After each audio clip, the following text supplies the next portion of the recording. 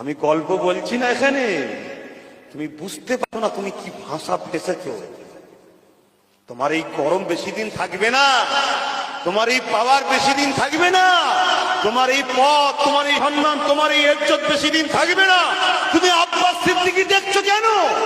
তুমি নবীর হাদিসটাকে ভুলে গেলে। নবী বললেন তোমরা কুরাইশ ছাড়া অন্য কারো নেতৃত্ব মানবে না। নবীর হাদিস মিশকাত শরীফ আব্দুল্লাহ ইবনে উমর থেকে রওয়ায়াত। সেই নবীর বংশের বাচ্চা যখন আজ তোমার কাছে আওয়াজ তুললো, আজ সবার ধর্ম ইসলাম নিরাপদে। বাপ কোনোদিন বাপকেও ছাড়ে না। আমাকে 5 বছর রুম দেয়নি বিধানসভার মধ্যে।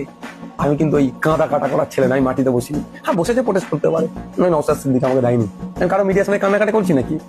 আমি চুপ ছিলাম, এটাও কিন্তু আমি বলছি। কিন্তু বাপ বাপকেও ছাড়ে না। নওশাদের সাথে কি করেছিল বিগত সরকার?